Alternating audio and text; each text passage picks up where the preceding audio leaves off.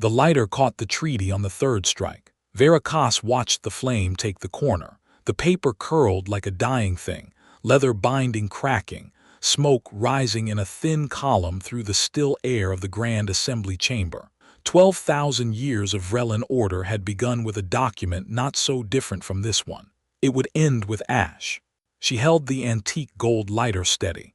Her grandfather had carried it through the siege of Lisbon. He'd told her once that some things were worth dying for. He'd never mentioned that others were only worth burning. Behind her, High Arbiter Oren Vosk sat on his elevated throne. His bioluminescent carapace plates, usually dull amber in repose, had gone the color of a burned-out star. 8 centuries of authority reduced to silence and smoke. He did not speak. He did not move. He simply watched the treaty that had subjugated humanity for 37 years turn to nothing in the artificial dawn. Veyra let the last burning remnant fall. It crumbled against the podium where, 6 hours earlier, he had orchestrated her humiliation. "Mayflies may live a day," she said.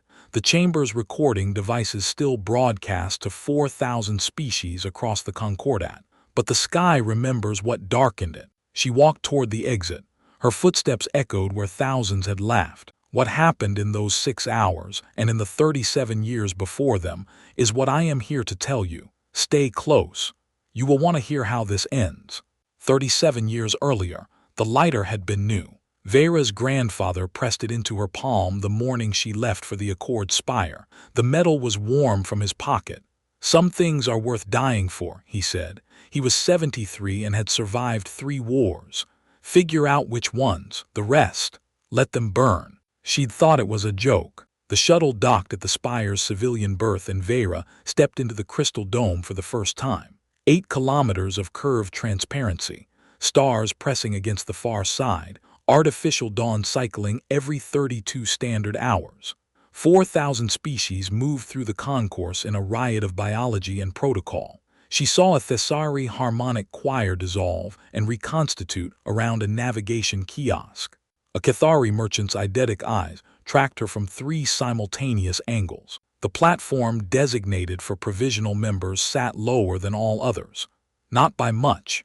17 centimeters, she measured with her eyes, just enough to force an upward gaze at every delegate who mattered. Veyra placed her palms flat against the podium edge before speaking. The gesture was automatic. 19 years of diplomatic training had not cured the habit. If anything, it had refined it into something that looked like patience. The Vrellan Concordat had ruled the stars for 12,000 years.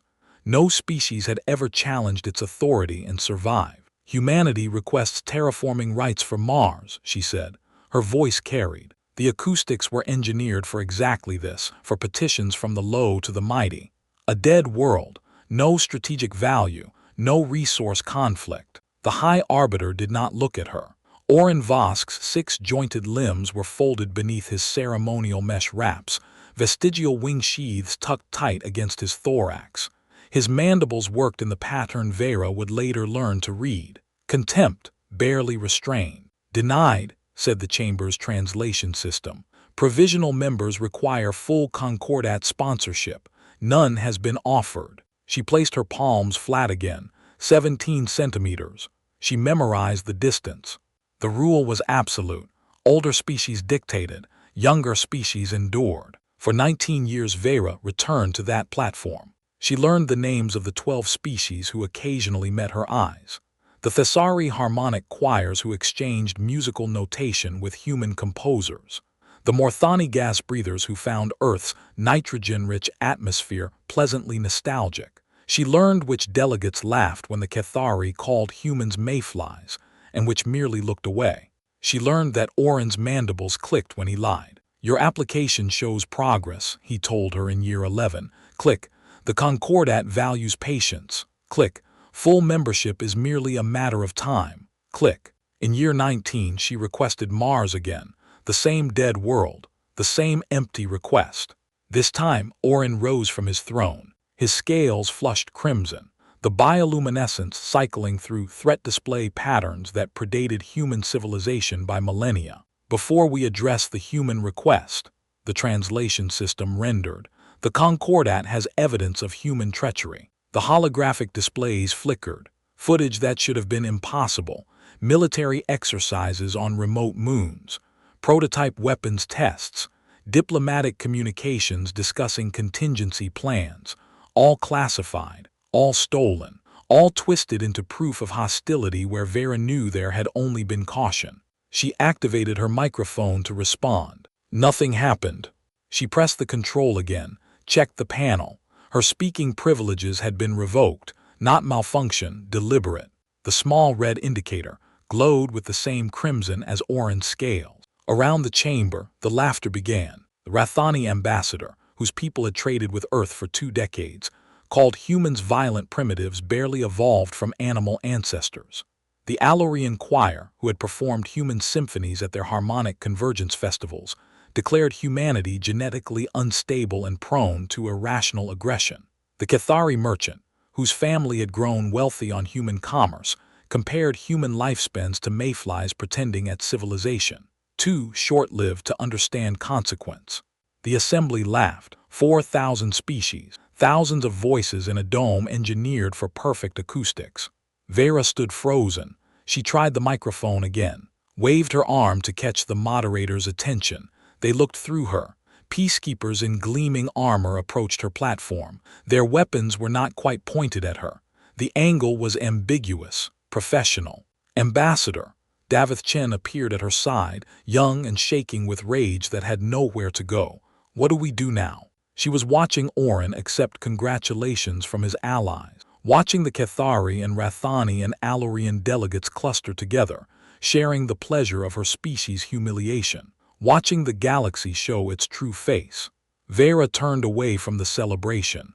Her footsteps were steady and measured despite everything. She had placed her palms flat against the podium edge one final time. The gesture felt different now, not patience, preparation. "Contact the Resolute," she said.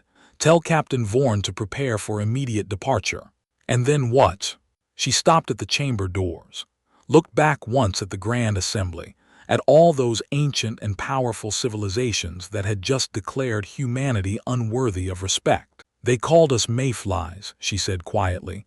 Her voice did not shake, but they forgot something important about mayflies.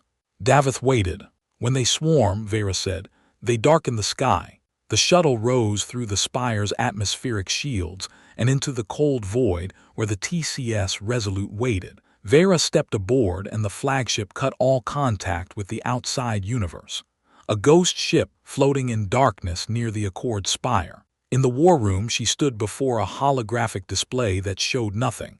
The silence was absolute. Every human vessel in Concordat space had powered down its communications array. No hails answered, no transponder signals, no diplomatic channels. 6 hours of nothing. On the spire below, Concordat officials noticed the quiet and laughed about it in private chambers. Orin himself dismissed reports with a wave of his clawed hand. The primitives needed time to process their defeat, emotional creatures who could not handle disappointment with dignity. Veyra waited. Captain Thessaly Vorn stood beside her, non-binary, voice modulated to a tone that never rose or fell without deliberate choice. They had served together for 11 years. Vorn had commanded the Resolute through 17 diplomatic missions that required military backup that was never officially acknowledged. The council session lasted 4 hours, Veyra said without looking away from the empty display. They have authorized full implementation. We are now operating under wartime rules. Vorn's eyes widened. They recognized the protocol she was invoking, a protocol they had hoped would never be necessary, a protocol that meant humanity was done playing by Concordat rules. "Are you certain?" Veyra thought about the laughter in the chamber, the microphone that had been cut, 37 years of humiliation and condescension and broken promises. She thought about her grandfather's lighter in her pocket, warm against her thigh. "They wanted to teach humanity its place," she said as the display finally flickered to life. "They succeeded beyond their wildest dreams. We now know exactly where we stand." The screen filled with data, not from human sources, from the Concordat's own networks. Power grids on Vrellan Prime fluctuating in patterns that engineers could not explain. Navigation beacons across the Kessar run going dark, stranding thousands of vessels in deep space without guidance. The Alorian Choir's communication networks filling with static, their collective thoughts fragmenting as the technology that bound them together failed in ways that seemed almost deliberate. "Begin the silence," Veyra had ordered 6 hours ago. The silence was not empty. It was full of everything humanity had built while being ignored. For 37 years, human engineers had been embedded throughout Concordat infrastructure, hired because they worked cheap, trusted because they were primitives, given access to power plants and communication hubs and navigation centers across 4,000 worlds. Not once had anyone checked their work carefully, who worried about the labor of mayflies. Now those mayflies had walked away from their posts simultaneously, and the systems they had built and maintained and improved were revealing secrets hidden deep in their foundations. Security protocols written in English locked out Vrellan technicians from their own networks. Backup systems installed for safety-contained kill switches that could disable entire sectors with a single command. The translation software that allowed the Concordat to function had been quietly modified over decades, its core algorithms dependent on human servers that now refused all connection requests. Orin summoned his intelligence officers and demanded explanations. His scales flushed dark with fury as report after report confirmed the same terrifying truth. "You're telling me," he hissed, "that we allowed the humans to make themselves essential to our civilization." His chief advisor, an elderly Vrellan named Cassin, who had served 4 arbiters before this one, could only bow his head in shame. "We thought they were being helpful. We never imagined they were capable of such long-term planning. Their lives are so short that we assumed." He stopped. The assumption hung in the filtered air of Orin's chamber, too obvious to finish. "Find a way to remove their code," Orin ordered. "Purge their influence immediately." Cassin hesitated, delivered the worst news of all. "My lord, our analysts estimate that removing human modifications completely would require rebuilding our entire technological infrastructure from the ground up. It would take centuries, cost more resources than the hegemony possesses." Orin sat in stunned silence. 3 centuries of personal rule, 12,000 years of Concordat dominance, and in the space of 6 hours, a species he had dismissed as mayflies had made themselves irreplaceable. The communication panel flickered with an urgent message from the Spire's sensor command. The human flagship Resolute had just opened its hangar bay, and Ambassador Veyra Koss was broadcasting on all frequencies. Veyra stood before the communication console on the Resolute's bridge. The display showed chaos spreading across Concordat space in real time, 37 years of patient preparation finally bearing fruit in patterns of light and darkness. She began recording. "This is Ambassador Veyra Koss of the Terran Coalition." Her voice carried across every frequency in known space. Captain Vorn stood beside her, expression caught between pride and disbelief at what humanity had achieved in silence. "For 37 years, humanity has endured your contempt and your condescension, accepting insults that would have driven any other species to war, waiting for the day when you would finally see us as equals." She paused, allowed a small, cold smile to cross her face. The expression was not friendly. It was the look of someone who had stopped pretending. "That day will never come, because we have finally understood that you will never respect us until you fear us. And so, we have decided to give you something to fear." On the Spire, Orin watched the broadcast with growing horror. His mandibles clicked in the pattern she now recognized. Not contempt, fear. "You thought we were primitive," Veyra continued. "You were wrong. You thought we were foolish. You were wrong. You thought we were helpless. You were catastrophically, irreversibly wrong." She transmitted a single coded phrase to every human asset in Concordat space. Across the galaxy, men and women who had been waiting for this moment their entire lives finally received the order they had trained for. Prometheus protocol active. Vorn felt a shiver run down their spine. They knew what that phrase meant. The next few hours would reshape the balance of power in the galaxy forever. Ambassador, Vorn's voice was steady, modulated, professional. Once we do this, there is no going back. Veyra nodded slowly. Her eyes never left the display that showed Concordat space descending into controlled chaos. They took away our voice in the assembly. They thought that would silence us forever. She turned back to her broadcast, ready to deliver the killing blow. Now they will learn that humanity has many ways of speaking, and some of them are very loud indeed. The holographic displays around her flickered with data that made intelligence officers across the galaxy choke on their drinks. She began with the fleet yards. Hidden in the gravitational shadows of dead stars far beyond the range of any Concordat sensor network, humanity had been building warships for 20 years, constructing an armada in total secrecy, while the galaxy assumed they had nothing but a handful of patrol vessels.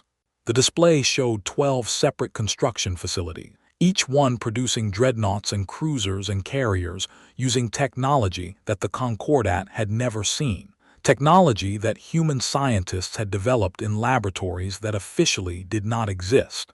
47 dreadnoughts, Veyra announced calmly, 212 cruisers, over 1,000 support vessels, and enough fighters to fill the sky of any world we choose, all built while you were laughing at our primitive little species. Orin watched from his chambers on the spire. His scales turned pale as the numbers kept growing. He realized that humanity had somehow assembled a fleet capable of challenging even the mighty Vrellan hegemony. But Veyra was not finished. Your intelligence services were very proud of themselves for stealing our military data. She displayed the weapon systems that had not been in those stolen files, technologies that made Concordat military analysts gasp in disbelief, kinetic accelerators that could punch through any known shield system, energy weapons that operated on principles the Concordat had declared theoretically impossible, missiles that could think and adapt and hunt their targets across light years. The truth is that we let them steal it, because we wanted you to think you knew our capabilities. She added almost casually, we have been reading Vrellan encrypted communications for 9 years. We know every secret the hegemony has tried to keep from us. We know about the rebellions you crushed, the species you exterminated, the treaties you violated when you thought no one was watching. Orin felt his heart pounding. His entire intelligence apparatus collapsed around him, as decades of careful secrets were exposed to the galaxy in moments. The evidence High Arbiter Orin presented today was deliberately planted, designed to make humanity look aggressive while hiding our real intentions. Veyra's voice carried no triumph, only the cold precision of someone who had waited a very long time to say these words. He thought he was exposing our weakness. He was actually proving how easily the Vrellan can be manipulated. In chambers across the galaxy, representatives who had voted against humanity began to sweat. They wondered what other secrets the humans might know, what other lies they had been fed over the years. But Veyra saved the most devastating revelation for last. The Concordat depends entirely on the Gateworm network. She referred to the ancient system of artificial wormholes that made interstellar civilization possible. Your scientists have always believed that the gates are indestructible, permanent fixtures of the universe that nothing could ever threaten. She paused, let the tension build, watched on her displays as billions of beings across the galaxy held their breath. Your scientists were wrong. The holographic display showed the results of experiments conducted in secret human facilities, experiments that demonstrated something the Concordat had declared impossible. A method to collapse artificial wormholes, to shut down the gates that connected the galaxy, to reduce interstellar civilization to isolated islands separated by centuries of travel time. We can destroy the Gateworm network, all of it, every single gate. Veyra's voice cut through the chaos with the same cold precision she had used in diplomatic negotiations for 19 years. And without it, your empires will crumble into dust within a generation. Your fleets will be stranded. Your economies will collapse. Your peoples will starve. The Grand Assembly chamber erupted. Species that had been allies for millennia screamed accusations at each other. The Cathari Dominion demanded immediate military action against humanity, while the Rathani called for emergency negotiations. The Alorian choir simply fled the station entirely, their collective consciousness fragmenting under the pressure of impossible choices. Orin tried to restore order. No one was listening anymore. Everyone understood the terrible truth that Veyra had just revealed. Humanity held the power of life and death over galactic civilization itself. You called us mayflies. Her voice cut through the chaos. And you mocked our short lives as proof of our inferiority, but you forgot something important. She leaned forward. Her eyes blazed with 37 years of suppressed rage. Mayflies may live only for a day, but when they swarm, they can devour everything in their path. You had the chance to welcome us as equals, to build something together, to create a future that benefited all species. She shook her head slowly. You chose humiliation instead, and now you will learn that humanity does not forget, humanity does not forgive, and humanity absolutely does not surrender. On the spire, Orin finally found his voice. He activated his personal communication channel and tried desperately to reach the human ambassador. Vasquez. His earlier arrogance had evaporated. The translation system could not fully render the tremor in his vocal membranes. Surely we can discuss this like civilized beings. There must be some accommodation we can reach, some way to resolve this without destroying everything we have built. Veyra looked at the communication request for a long moment before accepting it. High Arbiter, her tone was neutral, professional, the same tone she had used when requesting Mars terraforming rights 19 years ago. 6 hours ago, you cut my microphone when I tried to speak in the assembly. You denied me the basic dignity of a response while your allies mocked my species as animals. A regrettable decision. Orin's mandibles clicked. The lying tell. Even now, even begging, he could not stop it. Made in the heat of the moment. One I am willing to apologize for publicly if that would help. Veyra laughed. It was not a pleasant sound. You still do not understand, and perhaps you never will. She gestured to her officers, who began transmitting coordinates to human vessels across the galaxy. This was never about an apology. This was never about accommodation. This is about teaching the Concordat a lesson it should have learned 12,000 years ago. A lesson about respect and consequences, and the danger of underestimating beings you consider beneath you. She terminated the communication and turned to Vorn. Signal the fleet. Tell Admiral Vorn that we are ready to begin. She paused, corrected herself with a small, dry smile. Tell yourself, I suppose, it is time for the galaxy to meet the real humanity.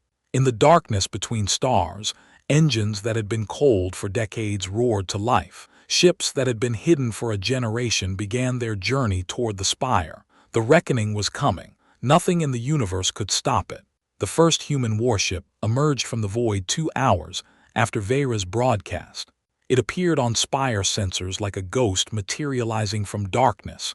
Within minutes, it was joined by another, then dozens. They did not come through the gateworm network like civilized species were supposed to travel. They arrived through conventional faster-than-light drives, emerging from a direction that Concordat astronomers had dismissed as empty space for thousands of years. Fleet Admiral Thessaly Vorn stood on the bridge of the TCS Resolute. They watched through the viewport as their fleet assembled around the seat of galactic power. 47 dreadnoughts arranged themselves in perfect formation, each one bristling with weapons that had never been tested in actual combat until now. Their hulls were painted black to match the void from which they had emerged. 212 cruisers spread out in supporting positions. Over 1,000 smaller vessels filled the gaps between them like a swarm of angry hornets. For the first time in 12,000 years, the Vrellan Concordat faced an enemy that could challenge its supremacy. Vorn activated their communication system and broadcast a simple message to everyone within range of the spire. This is Fleet Admiral Thessaly Vorn of the Terran Coalition Navy. Their voice was calm and professional despite the magnitude of the moment. I am speaking to all vessels and personnel currently present at this station.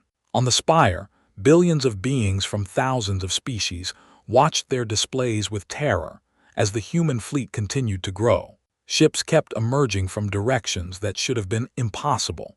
The reality of their situation became undeniable. Any individual or vessel that wishes to depart this area peacefully has exactly one standard hour to do so. Vorn paused to let the words sink in. I strongly encourage you to take this opportunity, because when that hour expires, we will no longer be accepting departures. They paused again. This is not a negotiation. There will be no second warning. Panic erupted across the station. Species scrambled to reach their ships. Diplomats and merchants and tourists fought for places on evacuation shuttles. The orderly civilization of the Concordat dissolved into chaos and fear. The Vrellan attempted to respond. They scrambled their famous battle fleet to defend the station. They immediately encountered the problems that human engineers had been building into their systems for decades. Communication networks that should have coordinated their movements produced contradictory orders. Ships were sent in wrong directions. Confusion spread faster than any commander could correct. Targeting computers that should have locked onto human vessels reported errors and malfunctions. Their accuracy degraded by subtle modifications that had accumulated over 15 years of routine maintenance by human technicians. Even their engines betrayed them, running at reduced efficiency because of optimization algorithms that human programmers had quietly altered to favor fuel economy over speed. Orin watched from his command center as his mighty fleet stumbled and faltered. The pride of the Vrellan hegemony proved helpless against an enemy that had been sabotaging them from within for a generation. How is this possible? He demanded of his admirals. We have the largest military force in the galaxy, and you are telling me we cannot even coordinate a basic defensive formation. His senior admiral, a veteran of 100 campaigns, could only shake his head in despair. The humans are everywhere. Their code is in everything. Every system we try to use has been compromised. We cannot fix it fast enough to matter. Orin slammed his fist against his throne in fury. There was nothing he could do except watch as species that had been loyal to the hegemony for millennia began abandoning their positions and fleeing for the Gateworm network. The Cathari tried to mount their own response. They sent their warships to challenge the human fleet. They discovered that their weapons could not hit targets accurately enough to matter. Their shots went wide by margins that should have been impossible for their advanced technology. When their admirals investigated, they found the same corrupted code that plagued the Vrellan, the same subtle sabotage that turned their mighty vessels into expensive targets. One by one, Concordat species began reaching out to Vorn directly. They tried to negotiate separate arrangements. They offered tributes and alliances, and anything else they thought humans might want. Vorn directed them all to Ambassador Veyra Koss. She had established herself in a command center aboard the Resolute. She conducted the most important diplomatic negotiations in galactic history, from a room that smelled of recycled coolant and ozone. Veyra received representatives from a dozen species in the first hour alone. She listened to their offers and excuses and desperate pleas. She remembered walking out of the Grand Assembly. You had 37 years to treat humanity with basic respect, she told each delegation, and you chose to laugh at us instead. Why should we believe that anything has changed? Most delegations had no good answer. Veyra dismissed them with instructions to contact her again when they had something meaningful to offer. But 12 delegations were different. Representatives from the 12 species that had voted in humanity's favor during the assembly. The small and overlooked peoples who had stood with Earth when everyone else had turned against them. To these delegations, Veyra offered something unprecedented. Full partnership in a new coalition, one that would replace the corrupt and arrogant Concordat with something better, something built on mutual respect rather than ancient hierarchies. The Thessari Collective was first to accept. Their ambassador wept with relief as she signed the agreement that would bind her people to humanity's cause. The Morthani Wanderers followed, then species after species that had suffered under Concordat rule for thousands of years, and finally saw a chance for freedom. By the time Vorn's deadline expired, 47 species had joined the newborn Terran coalition. The balance of power in the galaxy had shifted forever. On their command bridge, Vorn received confirmation that all evacuation shuttles had cleared the danger zone. Only hostile vessels remained near the station. Admiral, their tactical officer, reported with the same professional calm Vorn had cultivated over 2 decades. The Vrellan fleet is attempting to form a defensive line around the spire. They are demanding that we withdraw or face destruction. Vorn studied the display. They noted the gaps in the enemy formation, the confusion in their movements, the desperation in their positioning. Target their command ship. The order was calm, almost casual. Fire a single warning shot across their bow. I want them to understand exactly how accurate our weapons are compared to theirs. The Resolute's main cannon discharged with a sound like thunder. A beam of concentrated energy passed within meters of the Vrellan flagship, close enough to scorch its paint, not close enough to cause actual damage. It was a message. Everyone who witnessed it understood exactly what it meant. The humans could destroy them at any time they chose. The only reason they had not done so yet was because they were offering one final chance to surrender. The Vrellan flagship immediately powered down its weapons and broadcast a request for terms. Tell them to dock at the station and await further instructions. Vorn turned to their communications officer. Inform Ambassador Veyra that the military phase of this operation is complete. The rest is politics. They looked out at the station that had once been the heart of galactic civilization. Now it was surrounded by human warships. Its defenders were broken. Its authority shattered. 37 years. They never saw us coming. Vorn's executive officer smiled grimly. They thought we were mayflies.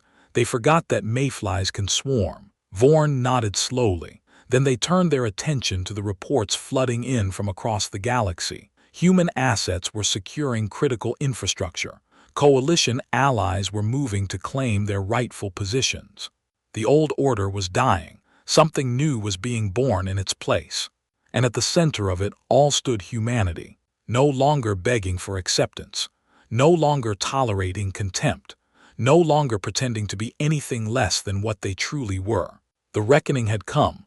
The galaxy would never be the same. Dawn on the spire was artificial, a programmed sunrise that bathed the station in golden light every 32 standard hours. When it came on this particular morning, the Grand Assembly Chamber was nearly empty. The vast dome that had once held representatives from 4,000 species now contained scattered remnants. Delegates too proud to flee, officials too slow to escape, leaders too broken to do anything but wait for the end. Orin sat on his elevated throne at the center of the chamber. His ceremonial mesh wraps were disheveled, his ancient scales dull with exhaustion. He watched the entrance with eyes that had seen his entire world collapse in less than a single day. 3 centuries of personal rule, 12,000 years of Concordat dominance. And now he sat alone in a chamber that had become a tomb for everything he had believed in. The doors opened. Veyra walked in. She moved without hurry. Her footsteps echoed through the empty space. She passed platforms that had been occupied by humanity's enemies just hours before. She climbed steps that led to the central podium where Orin had orchestrated her humiliation. In her hands, she carried a single physical document, actual paper bound in leather, an artifact so primitive that most galactic species had forgotten such things existed. It was the Treaty of Provisional Membership, the document that had defined Earth's relationship with the Concordat, the legal foundation of every restriction and limitation and humiliation that humans had endured. Vorn accompanied her, along with a small honor guard of Coalition Marines.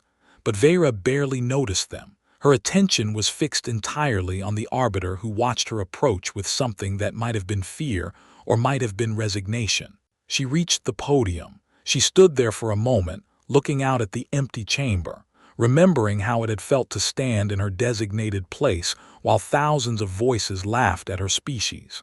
"You know," she said conversationally, "I practiced my speech for this hearing for 6 weeks. I rehearsed every word, anticipated every objection, prepared responses for every possible criticism." She placed the treaty on the podium before her.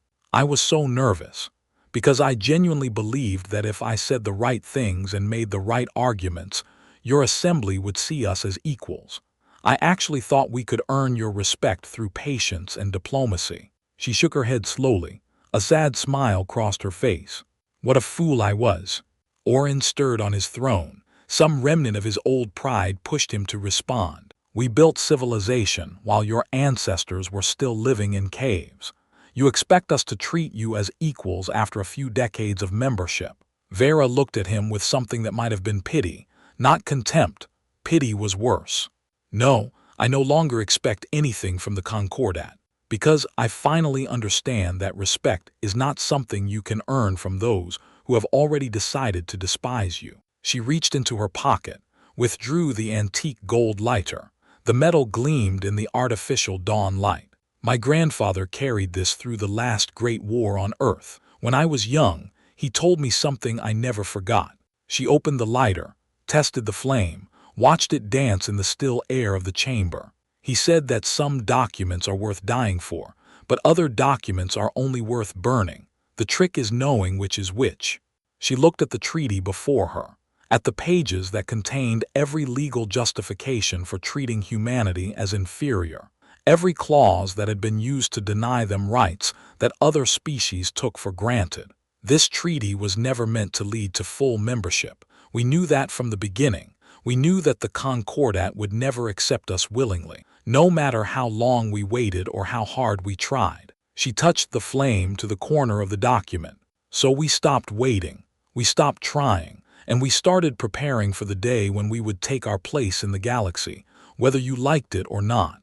The treaty caught fire. It blazed brightly, illuminating Veyra's face as she watched centuries of careful legal framework turn to ash and smoke. Orin watched with horror as the document that bound humanity to the Concordat disintegrated before his eyes. You cannot simply dissolve a galactic treaty. There are procedures, protocols, proper channels. Veyra laughed. There was genuine amusement in the sound. Your fleet is scattered and broken. Your infrastructure is crippled by code you cannot remove. Your allies have abandoned you. 47 species have already joined our coalition. She let the last burning remnants fall to the podium where they crumbled into nothing. Who exactly is going to enforce your procedures and protocols? She turned to address any remaining delegates in the chamber. Her voice rang with authority. Any species that wishes to establish diplomatic relations with the Terran coalition may do so, but only on terms of mutual respect and equality. We will not be your juniors. We will not accept your monitors. And we will not tolerate your condescension ever again. She looked back at Orin. He seemed to have aged 1,000 years in a single night. The Gateworm network will remain operational, for now, but humanity reserves the right to close any gate at any time for any reason, and if you test our patience again, we will not hesitate to use that power. She paused, let her words sink in. You have 12 standard months to remove all behavioral monitors and military assets from human space. If you have not completed this withdrawal by then, we will remove them ourselves, in ways you will find extremely unpleasant. Orin finally rose from his throne. His ancient body trembled with a combination of exhaustion and despair. You have destroyed 12,000 years of galactic order. You have plunged the galaxy into chaos that may take centuries to resolve. Veyra met his gaze without flinching. No, we have simply stopped pretending that your order was ever worth preserving. The Concordat was built on domination and contempt. It deserved to fall. She gestured to the ashes scattered across the podium. This is what remains of your authority over humanity, and this is what will remain of any species that tries to humiliate us again. We came to you as friends. You chose to make us enemies. Now you will live with the consequences of that choice. She turned and began walking toward the exit. Her honor guard fell into formation around her. Behind her, Orin sank back onto his throne. He stared at the ashes that swirled in the artificial breeze of the climate control systems. He understood at last how completely he had underestimated the species he had dismissed as primitives. Veyra paused at the chamber doors. She looked back one final time at the empty Grand Assembly, at the platforms where thousands had gathered to mock humanity, at the throne where the High Arbiter sat broken and defeated. You called us mayflies. You laughed at our brief lives, but you forgot that brief lives burn brightest, and the brightest flames leave the deepest marks. She walked out of the chamber without another word, leaving behind only ashes and the echoes of a galactic order that would never rise again. Above the station, human warships maintained their silent vigil as the artificial sun completed its programmed arc across the dome. Across the galaxy, billions of beings woke to a universe fundamentally changed from the one they had known before. Humanity had entered the galactic stage as supplicants, begging for scraps of recognition from species that considered them beneath contempt. They left it as coalition builders, architects of a new order that would reshape civilization for millennia to come. And in the ashes of burned treaties and shattered assumptions, a simple truth remained. Never underestimate a species that has learned to turn its brief existence into an eternal flame. The mayflies had swarmed. The sky would never look the same again. Orin did not leave the throne. The artificial dawn completed its cycle. The chamber remained empty. Recording devices still broadcast to frequencies that no one monitored anymore. His bioluminescent plates, which had flushed crimson with fury when she burned the treaty, had gone the color of a burned-out star. He was not dead, not deposed, not even formally removed from power. He simply sat in a chamber that had become a tomb for 12,000 years of authority, a living ghost in the ruins of his own order. The ashes of the treaty had settled into the crevices of his ceremonial mesh wraps. He did not brush them away. 47 species had joined the Terran coalition. New diplomatic channels opened across the galaxy. The phrase, "mayflies darken the sky," appeared in 12 species archives. Warning and promise in the same breath. The Gateworm network remained operational, hostage to human patience. Vrellan engineers estimated 3 centuries to rebuild their infrastructure without human code. 3 centuries during which they would depend on the mercy of the species they had mocked. Orin stared at the empty platforms where 4,000 species had once gathered. The artificial light fell on nothing. The acoustics carried no laughter. He remained on his throne as the programmed sun rose again. The same gold light that had illuminated Veyra's face as she burned his authority to nothing. His scales did not change color.